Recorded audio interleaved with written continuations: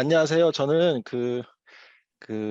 한국도시설계학회에서 그 자전거 친화도시 연구위원회 위원장을 하고 있고요. 그다음에 수연종합건축사사무소라는 저희는 건축 설계도 하고 이제 도시계획도 하는 업체의 대표로 있습니다. 그래서 이 자전거 친화 도시 연구위원회라는 게 이제 당초에는 없었던 연구위원회고 그 UD 라이더즈라고 작년에 도시 설계학회에서 자전거 타시는 라이딩 하시는 분들이 좀 이렇게 그런 모임이 하나 생기면서 또 그분들 또 의기투합하면서 이제 올해 새로운 그런 위원회가 발족된 걸로 알고 있습니다. 그래서 첫 위원회 위원장으로서 지난 이제 9월 달에도 한번 처음에 이제 박용남 지속가능연구소장님 모시고 그 시클로비아를 주제로 한번 세미나를 좀 진행했었고요. 오늘은 뭐 그 미래도시 세미나이긴 하지만 또 자전거 친화도시 입장에서는 두 번째 연속 세미나의 두 번째 시간이 되는 걸로 생각을 합니다. 그래서 오늘은 뭐 제가 좀 자전거를 또 많이 타고 다니기도 하고 해서 뭐 이렇게 자전거 타고 다니면서 들렸던 생각 또 그런 것들이 또 무슨 많은 뭐 제도적인 문제 또 해외 사례 같은 것도 또 같이 또 이렇게 공부하고 할 수 있는 그런 계기가 되었어요. 그래서 그런 부분들을 같이 이제 문제점이나 현안 같은 거, 그다음에 앞으로는 이제 어떻게 나아갈지에 대한 그런 담론 같은 것들을 또 최근에 또 요즘에 대두되고 있는 뭐 N분 도시와 또 연계해서 제가 오늘 또 말씀을 드리려고 합니다. 그 화면 공유를 제가 하고 일단은 그 발표를 지금부터 시작을 하고 제 발표가 마치면은 그 조준혁 교수님 좌장 겸 이제 토론자 돼 주셔서 이후 토론 좀 진행해 주시면 될 것 같습니다. 예, 이제 뭐 시작을 할까요?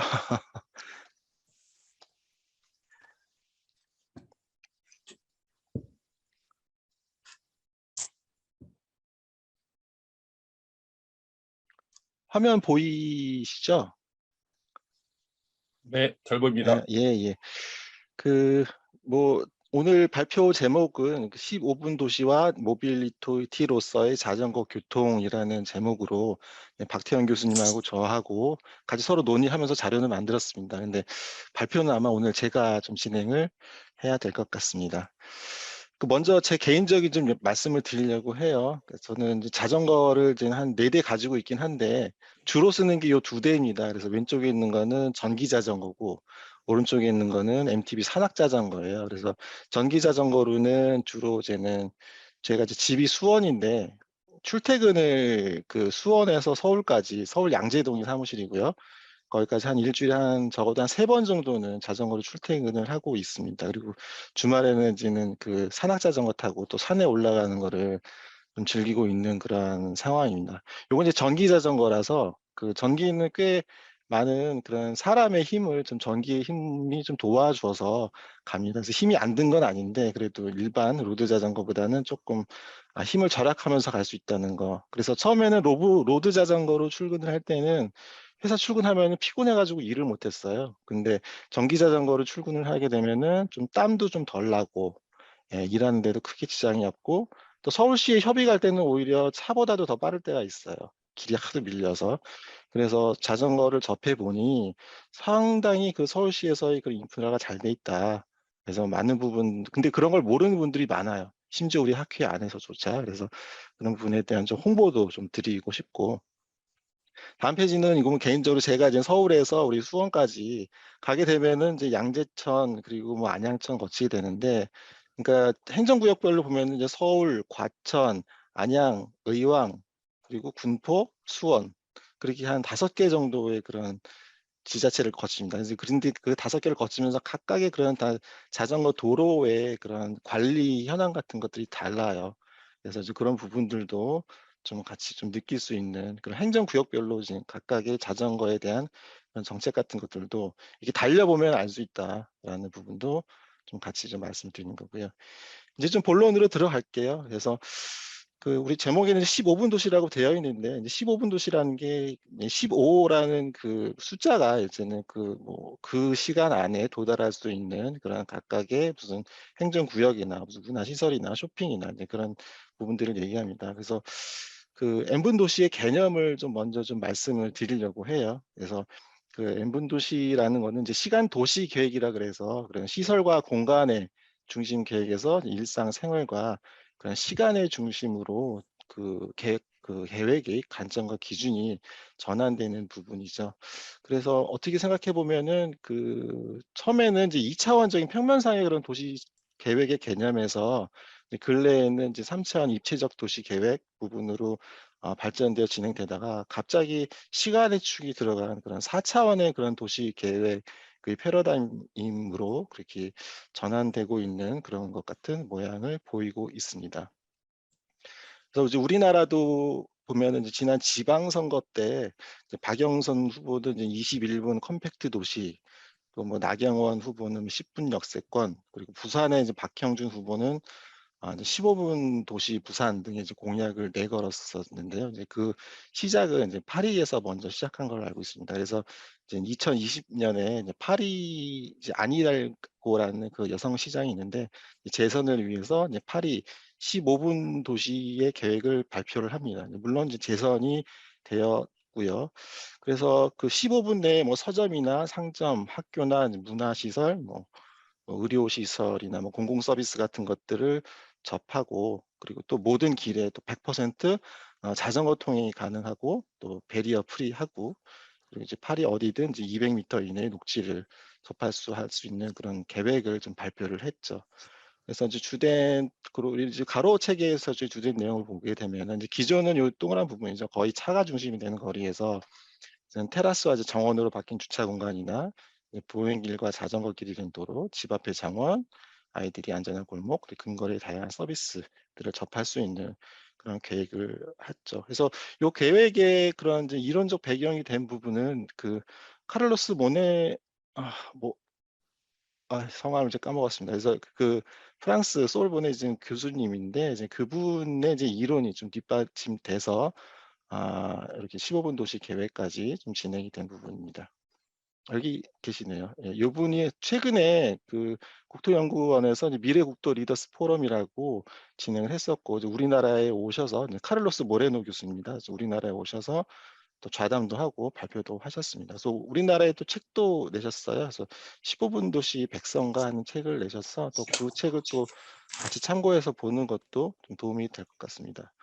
멜버른에서도는 이제 20분 도시라는 걸 좀 표방을 했죠. 그래서 호주의 그런 빅토리아 도시계획부에서 이제는 20분 거리의 그런 지역 파일럿 프로그램으로 내용 자체는 비슷합니다. 그래서 도보나 자전거, 대중교통을 이용해서 이제 왕복 20분 내에 일상에 필요한 서비스를 그런 누리는 그런 거죠. 그리고 지역 거점 시설인 근린 활동 센터를 통해서 커뮤니티를 활성화하고 센터를 중심으로 근린 생활권 지수를 개발한다라는 말이, 이거 되게 어디서 많이 들었죠. 우리나라에서는 도시 재생에서 현장 지원센터랑 좀 비슷한 개념으로 볼 수도 있을 것 같아요. 그래서 최근에 뭐 제 개인적인 생각이긴 합니다만, 최근에 뭐 도시 재생은 이제 쇠퇴기 거의 이제 안 하는 그런 시대에 이 15분 도시나 뭐 N분 도시 같은 개념이 또 지역 커뮤니티를 활성화하는 부분에서 도시 쇠퇴해 가는 그런 도시 재생의 개념들을 대체할 수 있는 하나의 방법이 되지 않을까 또 생각이 되더라고요. 그리고 이제 부산에서는 이제 15분 도시 비전 선포를 했죠. 그래서 이제 부산에서는 15분 도시는 뭐 일상생활이 편리하고 행복한 그린 스마트 도시라는 걸로 이제 뭐 표방을 했는데, 요 그림이 앞에 그림이랑 좀 비슷하죠. 요즘 멜버른을 어느 정도 벤치마킹을 해서 관련 정책에 적용한 것 같이 보입니다. 그리고 이제 우리나라의 이제 2040 서울 플랜 발표가 됐었는데, 거기서 보행 일상권이라는 부분이 나용이 되어서, 그래서 물리적 환경이나 지금 중심지, 또 자연 환경 부분이나 문화 환경 부분에서 각각 이제 한 권역에서 뭐 교통이라든지 생활이라든지 직주 환경들을 만들어 나가는 것들이 이 N분 도시 이 개념하고도 좀 어느 정도 일맥상통하고 있는 그런 부분이 있다고 판단이 되고 있고요.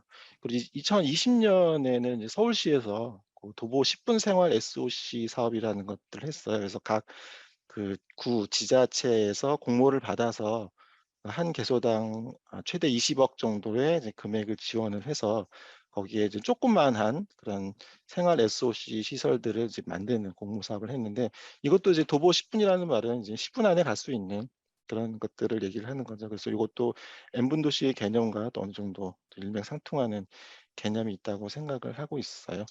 그래서 아까 그 이제 N분 도시 15분 도시라는 그 이론적인 그런 바탕을 만든 그 자꾸만 제가 이름을 까먹습니다.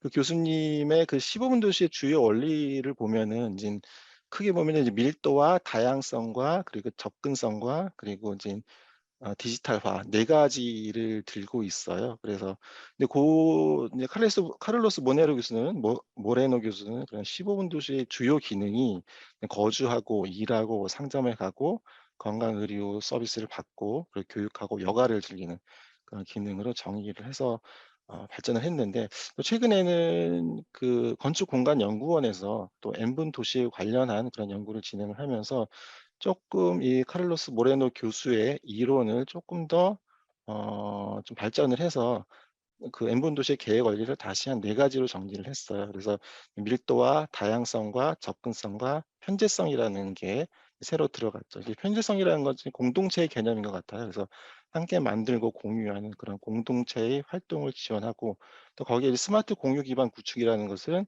지금 카를로스 모레노 교수의 그런 디지털화와 좀 어느 정도 같이 공유될 수 있는 그런 개념이라고 볼 수 있겠습니다.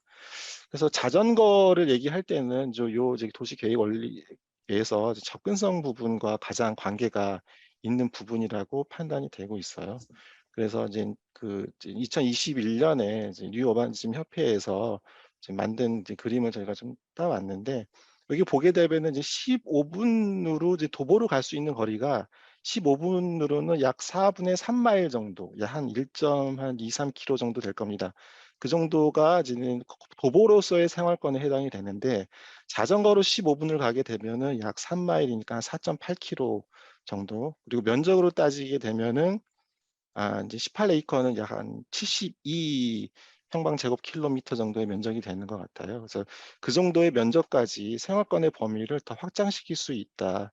그래서 지금 자전거의 접근성은 그런 15분 도시의 물리적 영향을 많이 이제 확장할 수 있는 그런 개념이죠. 그래서 면적으로 보게 되면은 그 파이 R 제곱이잖아요. 그래서 반지름의 3.14, 그러니까 3.14의 반지름 제곱한 부분만큼의 또 면적이 확보가 될 수 있는 부분이어서 이 모빌리티 부분에 대한 그런 접근 체계의 개선이 그 지역에서의 그런 생활 SOC 시설을 막 집어넣는 것보다 훨씬 더 그런 효율적인 그런 효율을 기대할 수 있다라는 부분을 좀 시사할 수 있는 걸로 판단할 수 있을 것 같습니다. 다음은 그래서 이제 우리의 현황을 좀 살펴보려고 해요. 그래서 '우리 도시는 자전거랑 친하냐?'라는 그런 좀 근본적인 좀 질문을 좀 해 봤어요.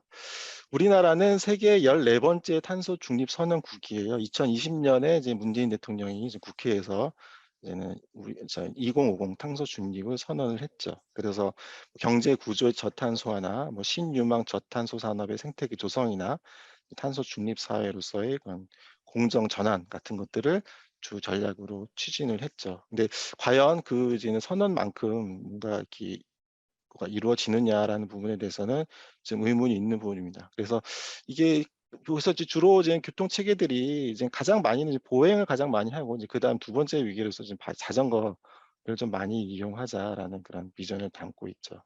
그래서 2050 이제 탄소 중립 미래상에서 보면은 수송 효율 부분에서 이제 전기차나 충전소, 이제 수소차나 충전소 그런 부분에 대한 그런 교통 체계 부분에서 이제 탄소의 배출량을 이제 저감할 수 있는 그런 교통 방식으로의 전환을 얘기를 하고 있죠.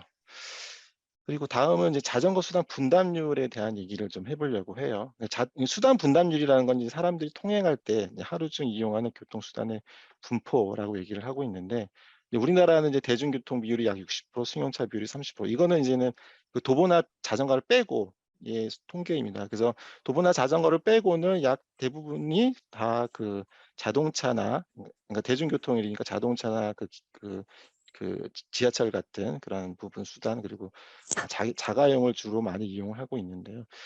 그 전반적인 이제 자전거나 도보를 좀 다 합친 수단 분담률을 따졌을 때는 대한민국이 1.6, 통계 최근에는 한 2.2 정도까지 올라갔다고는 합니다만 그래도 유럽에서의 뭐 네덜란드나 덴마크나 스웨덴, 일본 같은 그런 사례에 비해서는 너무나도 많이 낮은 수치이죠. 그래서 이게 과연 우리나라가 이제 정말 자전거랑 친한 그런 나라냐, 친한 도시냐라는 부분에서는 궁극적인 의문을 가질 수밖에 없는 그런 통계가 되고 있는 것 같습니다.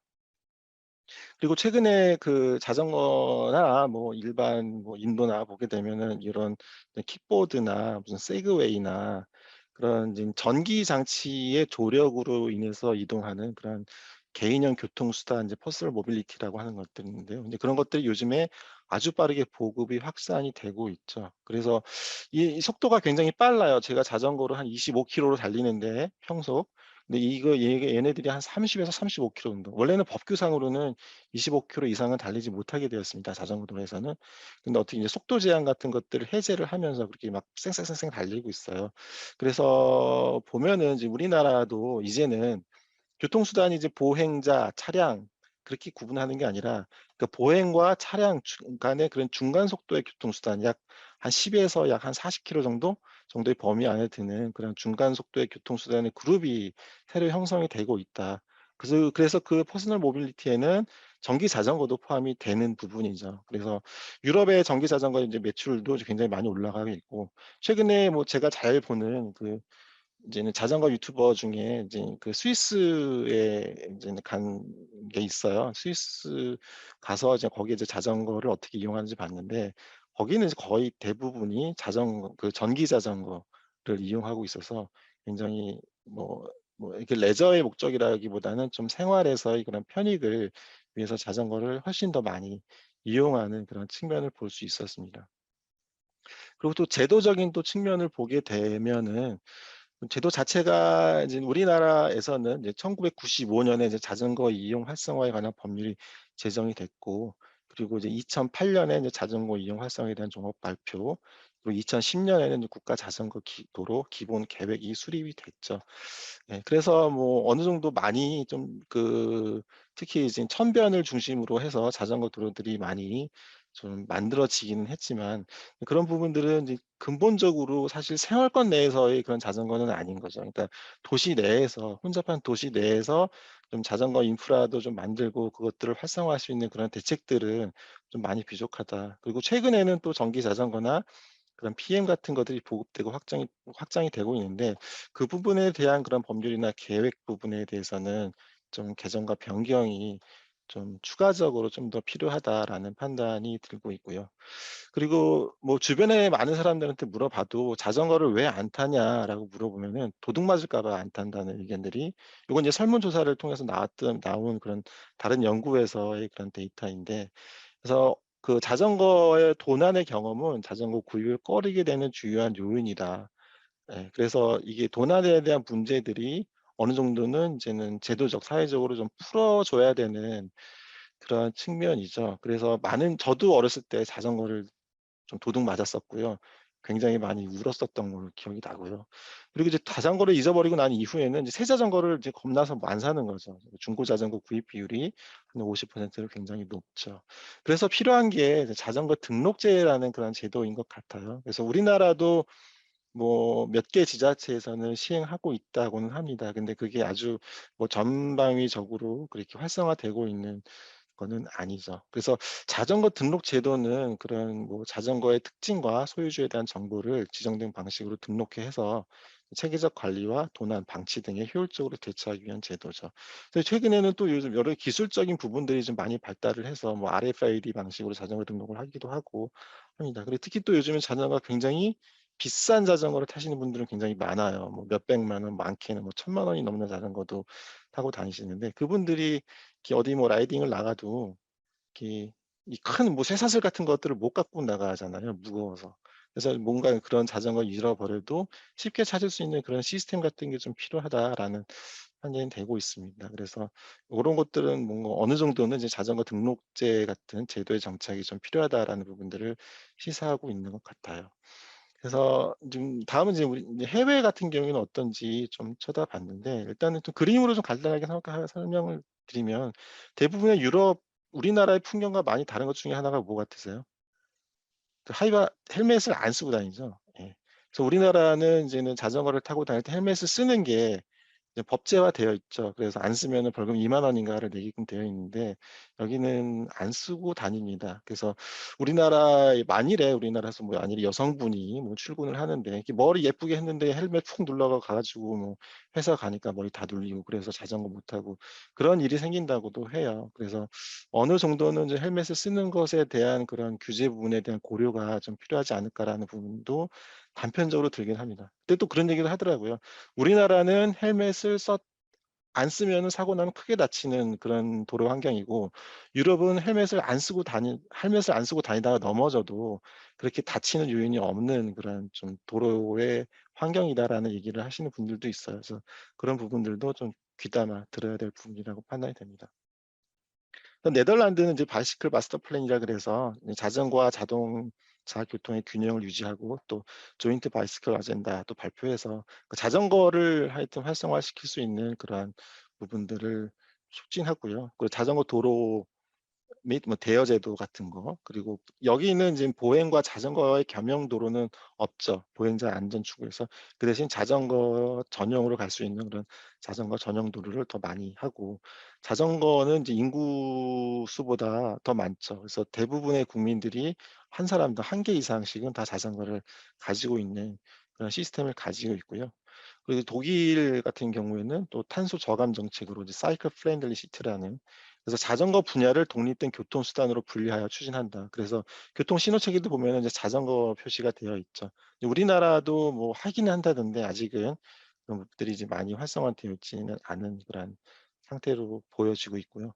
덴마크 같은 경우에는 여기는 지금 자전거 전용 고속도로라고 해서 그 자전거만 다닐 수 있는 그런 길입니다. 그래서 이런 것들이 좀 됐고 전에 이제 박원순 시장 있을 때도 이제 이런 데 가서 우리나라에서도 발표를 했었죠. "우리나라에도 자전거 하이웨이 만들겠다."라고 발표를 했었는데 아마 결국은 아마 실현이 좀 안 됐고 근데 아마 이런 부분도 좀 필요할 것 같고요. 요거는 이제 공공 자전거에 대한 로고입니다. 많이 봤죠? I love 뉴욕을 쪼끔 약간 쪼끔 변형을 해서 만든 것 같습니다. 그래서 이제 덴마크 경우에는 그래서 자전거의 수단 분담률이 이제 세계 2 위까지 좀 올라가 있는 상태이고요. 뭐 자전거 신호등이나 자전거 운영 현황판이나 GPS 같은 부분들 그리고 또 회사에서 또 법인카드를 이용해서 공공 자전거를 이용할 수 있게끔 그래서 이제 직장에서도 어느 정도 이제 그런 개인의 모빌리티 부분들을 지원하는 그런 제도들이 정착되어 있는 상태고요. 미국은 그 자전거의 그런 수송 분담률이 굉장히 적습니다. 그 뭐 땅덩어리가 워낙에 넓어서 그리고 자전거를 주로 많이 타는 데들은 주로 대도시권 정도로 판단이 되고 있는데요. 근데 여기는 인제 뭐 눈여겨볼 것은 이제 타이거라는 이 트랜스포테이션 인베스트먼트 제너레이팅 이코노믹 리커버리라 그래서 그런 이제 자전거 예를 들면 하나의 커뮤니티에서 뭔가 좀 '자전거를 도로를 확충하고 싶다.' 그러면 이제 그런 뭐 관련된 기획을 제출을 하고 또 선정이 되면은 그 관련된 시설을 만들어 주는 그런 하나의 그런 이제 기금 정책을 통해서 자전거 도로의 그런 인프라를 각각 지역 커뮤니티 단위로 좀 할 수 있게끔 하는 그런 뭐 제도적 장치도 있고요. 그다음에 뭐 폐철로를 좀 자전거 도로로 조성하는 그런 차원의 사업도 진행을 한 적이 있습니다. 그리고 저희가 그 9월 달에 세미나를 그 이제는 박용남 이제 소장님 모시고 했었는데요. 그때 주제가 이제 시클로비아였었죠. 근데 시클로비아에서는 이제 매주 일요일에 이제 주요 간선도로에서 이제 인제는 자전거 축제를 열죠. 근데 그 범위가 길이가 127.69 킬로미터나 되는 부분인 거죠. 그 구간을 막아서 이제는 네 자전거를 타고 보행도 하고 레크리에이션도 즐기고 하는 그런 축제를 매주마다 진행을 하고 있다라는 부분들이 굉장히 부럽기도 하고 놀라운 부분인 것 같습니다. 그래서 우리나라에서 만일에 뭐 광화문 세종로와 종로를 막는다 그러면 그게 사회적 담론이 그렇게 쉽게 형성되는 것들이 아니잖아요. 근데 여기서 이제 그런 부분들이 이제 사회적으로도 용인되고 있다라는 것들은 정말 대단하다라고 판단이 되고 있습니다. 그래서 앞서서 그래서는 이런 해외 사례 같은 것들을 보고 뭐 시사점이라고 하나는 저희는 첫 번째로 한 시스템, 두 번째는 인프라스트럭처, 세 번째는 로컬 브랜딩 정도로 생각을 해볼 수 있을 것 같아요. 그래서 관련 법이나 조례도 개정을 해야 되고요. 각 지역마다는 또 자전거 활성화를 위한 그런 마스터 플랜도 만들어야 되고요. 공공 자전거 대여 운동, 아까도 보여드렸듯이 그런 편시설, 또 자전거를 쓰는 주륜 시설, 주차장, 자전거 주차장이라는 게 주륜 시설 같은 것들도 좀 지속적으로 좀 확충을 해야 될 것으로 좀 판단이 되고 있습니다. 예. 그리고 두 번째는 인프라스트럭처, 이건 당연한 거죠. 그래서 무슨 차량이나 기차나 그런 것들을 탈 때도 자전거도 이동할 수 있게끔 하고, 자전거 폭도 좀 넓게 하고, 또 자전거를 위한 그런 신호 시스템도 만드는 그런 부분들이 좀 필요하다라는 부분들을 시사점을 보고, 그다음에 이제 로컬 브랜딩이죠. 자전거하고 그 지역 지자체의 그런 정책하고 맞물려서 그런 친환경적인 요소들, 그리고 N분 도시적인 요소들을 하나의 그런 시티 브랜딩, 그런 로컬 브랜딩에 그런 적용할 수 있는 부분으로 발전시켜 나가면 좋겠다. 그래서 예를 들면 그 코펜하겐의 공공 자전거 로고 같은 그런 디자인을 해도 되고요. 그 지역에 있는 호텔이나 숙박시설 같은 경우에 자전거를 가지고 들어올 수 있게끔, 그러니까 요즘 이제 이런 좀 고가의 자전거들을 밖에다가 이제는 매다는 사람 거의 없습니다. 다 집 안에다 들여오지. 근데 호텔 같은 데 보면은 자전거 같은 거 진입이 어렵거나 하는 부분들이 있거든요. 그래서 자기 자전거를 실질적으로 자기가 자는 옆에까지 가져갈 수 있는 그런 뭔가 시스템, 그리고 차 없는 거리 조성과 같은 그런 지역에서의 그런 이벤트 같은 것들도 필요하다 판단됩니다. 우리나라에서 지자체에서 진행하고 있는 그 공공 자전거 몇 개를 가져와 봤어요. 서울에서는 서울 자전거 따릉이고, 어울링은 이제 고양시, 타슈는 이제는 대전시, 그리고 타반나는 이제는 경상도의 기장군, 타랑계는 광주. 그래서 보면 다 사투리를 그렇게 활용해 가지고 하고 있는데, 이게 개인적으로 모르겠습니다. 이걸 정말 로컬 브랜딩을 잘하고 있는 건지에 대한 부분들은 아마 개인적 판단에 좀 맡겨 드려야 될 것 같습니다. 그래서 이제 마지막으로, 그러면은 이제는 우리는 이제 무엇을 할까? 그러니까 제도적이든 무슨 환경이든 아니면 어떻게 대응하든 하는 그 방안을 조금 고민을 해 봤어요. 그래서 우리나라에서 또 N분 도시 실현을 하기 위해서 자전거 활성화를 해야 되는데, 거기에 대해서는 크게 보면은 자전거의 그런 인프라를 정비를 하고, 또 이용 활성화를 위한 그런 제도도 개선을 하고, 그다음에 그리고 패러다임에 또 반영을 해야 되겠다라는 부분들을 좀 압축 귀결을 할 수 있었죠. 그래서 인프라 정비 같은 부분들은 당연한 거고, 근데 이제는 하기 편한 그런 하천 옆에만 할 것이 아니라 실질적으로 사람들이 많이 모이는 그런 도시 공간 안에서 예를 들면 도로 다이어트라든지 그런 부분들을 통해서 하고, 그리고 또 공영 자전거도 만들고, 그런 공영 자전거들이 또 대중교통 시스템과도 연계될 수 있게끔 하는 그런 정책이 좀 필요할 것 같다. 그리고 제도 개선 부분은 이제 국토 종합적 기본 계획이 다시 한번 이루어져야 될 거죠. 한 10년 지났으니까 강산도 변했습니다. 그래서 또 변한 강산에 맞게끔 또 종합적 기본 계획도 다시 해야 되고요. 또 도시철 설계 차원에서도 대응을 해야 되는 그런 측면도 있습니다. 그리고 많은 요즘에 자전거의 속도도 변하듯이 그런 퍼스널 모빌리티도 많이 등장을 하고, 또 그런 것들이 또 하나의 트렌드화되는 부분이 있어요. 그래서 그런 패러다임의 변화도 제도에서 또 인프라에서 또 적극 반영돼야 되는 그런 시기에 왔다라고 판단이 되고 있어요. 그래서 자전거 이용의 인프라 개선의 측면으로 보게 되면은, 일단은 제가 생각하는 거는 차량 및 보행자가 구분되는 교통수단으로서의 위기 확보라는 거예요. 자전거는 차도로 다녀도 욕먹고 인도로 다녀도 욕먹고, 자전거 도로가 없는 경우에는. 그렇죠. 그렇기 때문에 어떻게 보면은 양쪽 보행자와 차량 사이에서는 애물단지처럼 인식되고 있는 게 또 자전거이기도 합니다. 그래서 자전거뿐만이 아니라 다른 PM, 퍼스널 모빌리티들을 하나의 그룹화시켜서 그런 것들이 하나의 교통 체계로서 인식이 되고, 또 그들을 위한 그런 도로들이 이제 기존 도로를 포함해서 많이 그 생겨나야 된다라는 부분인 거죠. 그리고 자전거를 활성화를 위한 그런 도로 기반 시설의 확충인 거죠. 아까 말씀드렸던 것과 좀 일맥상통한 부분이긴 하나, 특히 좀 제가 좀 말씀드린 거는 이제 국도, 지방도나 간선도로 같은 부분으로도 통계적으로 보니 자전거를 이용하는 사람들이 많이 있더라라는 거예요. 예를 들면은 하나의 지역에서 다른 지역으로 이동할 때 국도로 이동하게 되게 됐는데, 국도에 자전거를 위한 그런 길이 있는 경우를 거의 볼 수가 없죠. 예. 그래서 이제 갓길로 그냥 차량 갓길로 그냥 이동을 하게 되는데 뭐 다른 연구들을 보니까 그렇게 되는 이유가 타당성이죠. 그러니까 재무적 타당성 부분의 조사 그런 데는 분석을 하면은 자전거 도로를 하게 되면은 향후에 그런 유지 관리 비용이 좀 늘어남으로 인해서 그런 요인으로 인해서 인제는 자전거 도로를 만들지 않는 경우가 많다라고 얘기를 하더라고요. 근데 쪼끔 그거는 아니지 않을까라는 판단이 들어요. 그래서 만들어 놓으면 자전거가 많이 다닐 텐데 예 그렇게 되면은 더 얻는 그런 부가적 또 경제적 이익 같은 것도 많이 있을 텐데 그런 고려는 좀 무시하고 하는 정책이 아닌가 그런 생각도 들고 있습니다. 그리고 또 세 번째는 공영 자전거 시스템이죠. 물론 서울시에서 많이 하고 있는데 공영 자전거 시스템 같은 것들도 많이 하고 또 그런 것들이 또 대중교통 활성화 정책과 같이 연계할 수 있는 그런 뭐 대책도 필요하고요. 그리고 공영 자전거 지금 우리나라 서울시의 따릉이 같은 경우에는 주로 20대 30 대들이 거의 한 70% 80% 이상을 젊은 층이 쓰고 있어요. 근데 그 이유 중에 하나가 접근성이에요. 스마트폰 같은 것들을 등록하고 하는 거기 때문에 그런 부분에 대한 쪼끔 것들이 좀 어려운 그런 세대에서는 좀 멀게 느껴지는 게 또 공영 자전거 부분입니다. 그래서 그런 이제 그 중장년층 부분에서의 그런 접근성도 좀 어느 정도는 좀 확대해야 되지 않을까라는 생각이 듭니다. 그리고 이제 이용 활성화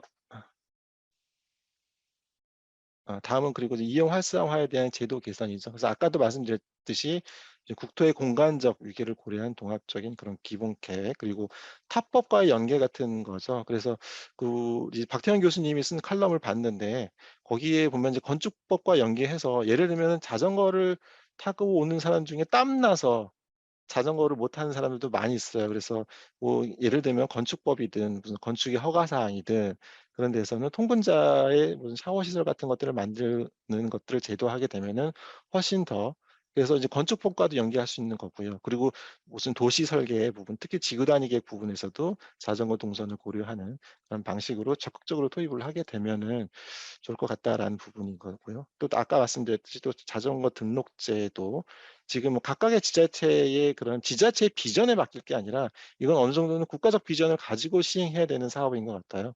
예. 그렇게 해야지 이런 등록 체계도 일원화되고 관리도 일원화되고 우리나라에서 자동차 등록하듯이 그렇게 할 수 있는 시스템이 좀 필요하지 않을까 지금 시점에는 그런 판단이 들고 있습니다. 그리고 마지막으로는 이 패러다임에 대한 변화 반영인 거죠. 특히 요즘에 뭐 지방 소멸, 뭐 지방 쇠퇴 뭐 그런 시대를 맞아서 특히 이제 도시 간의 경쟁이 좀 많이 극렬해지고 있는 상황인 거죠. 그래서 도시 간 경쟁 시대에 부응하는 그런 친환경적인 도시 브랜드 이미지들을 만드는 게 또 중요하다. 그렇게 해서 그런 자전거에 대한 관련 그런 정책 같은 것들이 그런 관광 명소화도 시킬 수 있고 예를 들면은 어느 한 관광 명소를 가는데 거기에 갈 수 있는 자전거 도로까지 확충을 하게 되면은 훨씬 더 좋죠. 자전거 그러니까 자동차 가는 사람들을 위한 그런 주차장을 만드는 것보다 자전거로 접근할 수 있는 그런 길을 만들어 주는 게 훨씬 더 미래지향적인 그렇게 지방에서는 또 필요하지 않을까라는 판단이 들고 있고요.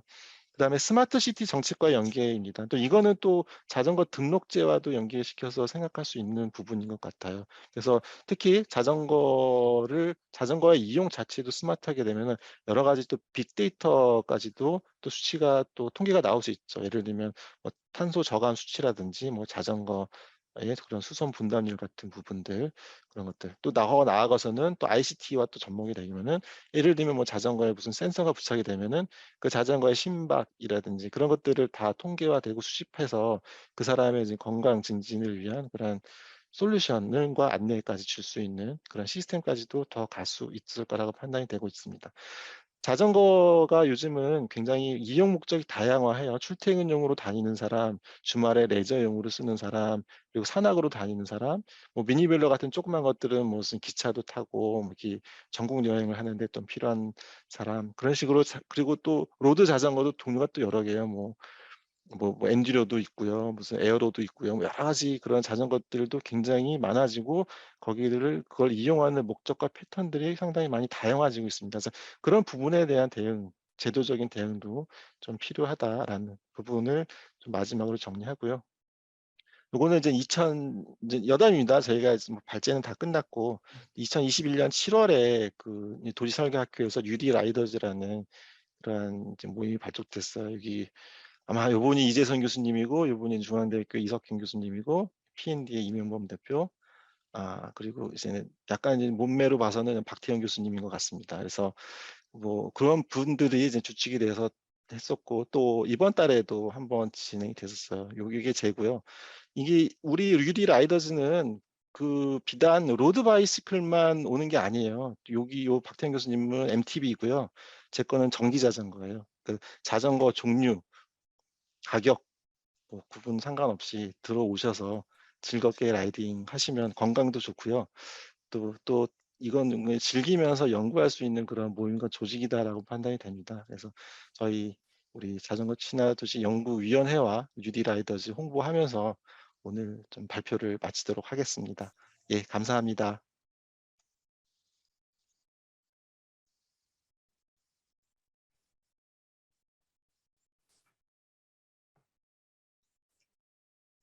박태현 교수님 들어오셨네요. 반갑습니다. 그 이후는 이제 토론 시간 될 것 같고요. 그 조준혁 교수님 좌장 되셔서 토론 진행해 주시면 좋을 것 같습니다. 네, 안녕하세요. 저 경상국립대학교 도시공학과 조준혁이라고 합니다. 발제하시느라고 준비하시느라고 애 많이 쓰신 것 같고요. 너무 그 좋은 내용들로 잘 이렇게 탄탄하게 준비하신 것 같습니다.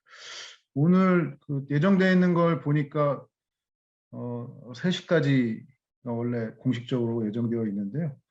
그러고 보니까 시간이 굉장히 많더라고요.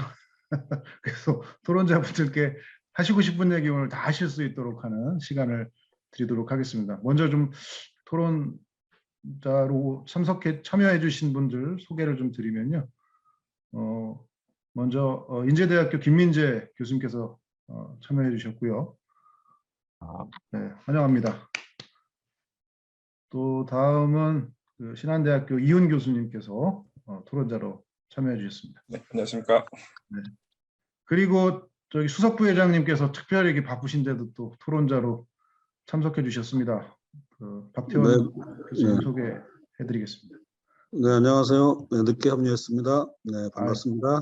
환영합니다. 그러면 그 순서대로 그 김민재 교수님부터 해서 이훈 교수님 그리고 박태원 교수님까지 이렇게 공식 토론을 진행하고 그리고 또 오늘 참여해 주신 분들 또 다양한 의견 가지고 계실 거기 때문에 자유롭게 또 의견도 표현하시고 또 질문 있으시면 질문도 하시고 하는 시간을 갖도록 하겠습니다. 자, 그럼 먼저 김민재 교수님께 토론 부탁드리겠습니다. 예, 안녕하십니까. 인제대학교 김민재입니다. 시간이 너무 많이 남아서 되게 부담스러운데, 전 사실은 정리하고 나니까 A4 한 2장 정도밖에 안 됩니다. 전달 드릴게. 빠르고 그냥 간략하게 좀 전달 드리겠습니다. 보내주신 자료는 어제 밤에 제가 남아서 학교에서 잘 읽어봤습니다. 그러니까 뭐 N분 도시와 모빌리티에 대한 이야기부터 시작을 하셔가지고 자전거와 관련된 이슈들, 수송 분담률이나 뭐 제도 개선이나 시민들의 인식, 해외 사례까지 이렇게 잘 좀 전달해 주셨던 것 같습니다. 그리고 뭐 시사점으로 그러니까 시스템, 인프라 중요성 충분히 좀 전달해 주신 것 같고요. 브랜딩, 도시 브랜딩과 관광 자원에 대한 제안도 인상적으로 읽어봤습니다. 저도 사실 그 박태현 수석 부회장님의 제안으로 그냥 시골에서 혼자 자전거를 타고 있습니다. UD 라이더까지 못 올라가고요. 열심히 타고 있는데 실제로 이제 자전거를 제가 라이딩 하면서 느끼는 거와 그렇지 않고 그냥 문헌에서 보는 것과는 또 완전하게 좀 차이가 있더라고요. 하다 보니까. 그래서 제안 발표해 주신 내용에서 그냥 2가지만 그 인프라와 관련해서 한번 제 고민이기도 하고요. 한번 좀 전달 드리고 싶습니다. 첫 번째는 제가 있는 김해시에서 타고 가야라는 공용 자전거 서비스를 실증을 했었습니다. 한 8개월 정도 실증하고 이제 뭐 수요 추정 관련해서 이렇게 좀 의뢰를 받아가지고 그걸 하면서 GPS 데이터 가지고 매핑을 한번 했었는데 그게 이제 기존의 김해시의 자전거 전용 도로와 거의 일치하지 않았습니다. 놀랍게도. 실제로 이제 이용자들이 빌려서는 자전거 전용 도로가 아닌 곳을 열심히 돌아다니셨더라고요. 8개월 동안. 사실은 이제 자전거 전용 도로를 계획하고 설계할 때 이용자들의 뭐 통근 통행 루트랄까요? 니즈랄까? 이런 것들을 어떻게 반영하고 읽어내야 될 것인가에 대한 고민을 지금도 하고 있습니다. 그래서 이 부분에 대해서 같이 오늘 좀 시간이 많이 남았으니까요. 어떻게 보면 좀 의견들을 좀 듣고 싶은 마음도 있고요. 두 번째로는 최근에 제가 이제 봤던 논문 중에 하나가 이렇게 네이처 컴퓨테이셔널 사이언스에 실린 논문이었는데, 이렇게 뭐 수요 기반형 자전거 인프라 구축 설계에 관한 논문이었습니다. 이제 이용자들이 주로 자전거 이동 경로를 선택할 때 안전, 시간이라는 변수를 놓고 판단을 하는데, 조건이 같다 그러면 이제 안전을 먼저 선택한다라는 그 연구의 결과였습니다. 근데 아마 이제 경로를 선택할 때 이용자들이 꼭 안전, 시간 변수뿐만이 아니고 그 외 요소들, 그러니까 이제 대표님 말씀해 주신 여러 요소들을 아마 고려를 충분히 할 것 같습니다. 그게 이제 아마 이용 목적, 통근 통행이냐, 뭐 여가냐에 따라서도 충분히 달라질 것 같고요.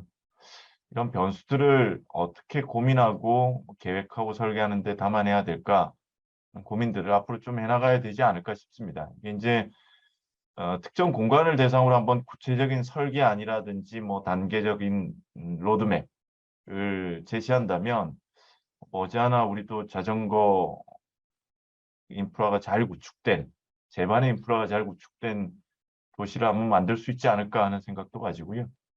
제 개인적으로는 뭐 김해 시도 내년에 법정 계획, 우리 자전거 이용 활성화 계획을 수립 준비 중에 있습니다. 그래서 아마 학회 전문가분들이 많은 자문과 도움을 주셔야 될 것 같고요. 이런 어쨌든 위원회 세션이라든지 학술 대회를 통해서 나온 고민들이 구체적으로 공간 계획과 설계하는데 잘 활용됐으면 하는 바람입니다.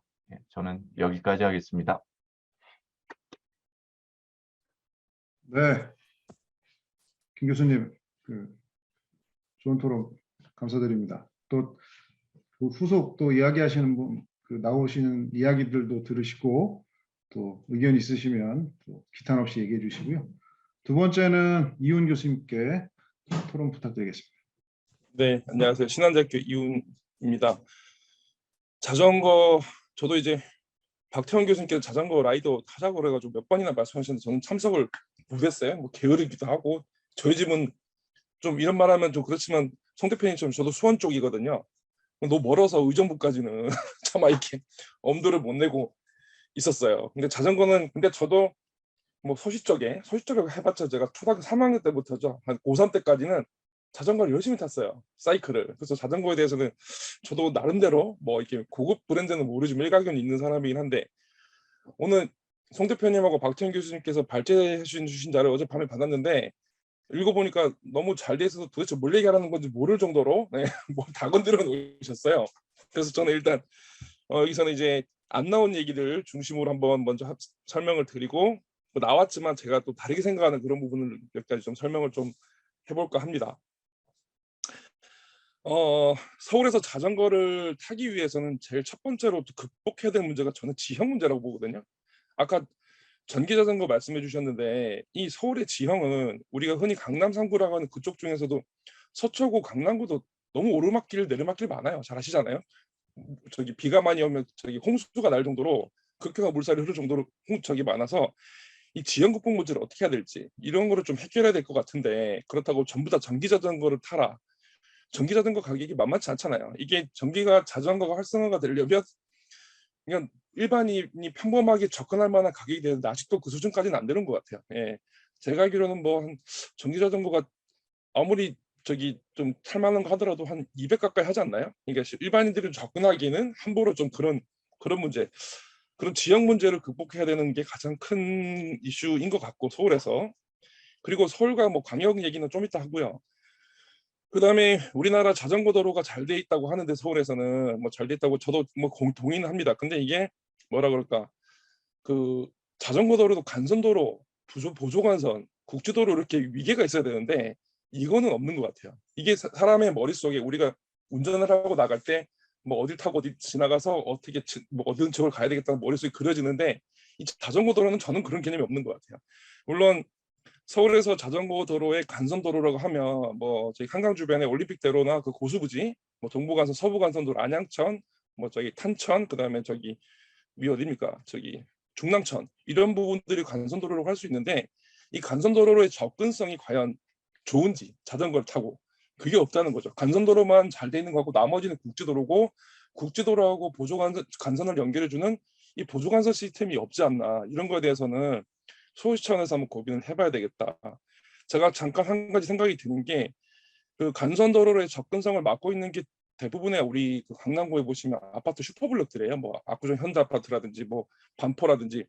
그러면 이게 지금 재건축한 아파트들도 많긴 한데 재건축이 예정되어 있는 아파트도 있잖아요. 슈퍼블록 된 아파트, 그 우리 흔히 얘기하는 강남의 그 영동지구 아파트 지구들, 그런 아파트들을 재건축을 할 때 하천변으로 그 보조관선 시스템을 좀 자전거도로 그게 나올 수 있도록 좀 재건축할 때 같이 해보는 거. 그러니까 예를 들어서 올림픽대로를 뭐 하이웨이로 넘어가는 뭐 이런 시스템을 그 아파트 재건축할 때 부담을 시켜서 보조관선 시스템을 좀 완충시켜 준다든 이런 거를 해보았으면 하는 그런 생각을 좀 개인적으로 좀 하고 있어요. 해봤어요. 옛날부터 그런 게 좀 있었으면 좋겠다. 그래서 자전거 도로의 어떤 위계 이런 게 제대로 좀 갖춰져야 되지 않나 이런 문제가 좀 생겼고요.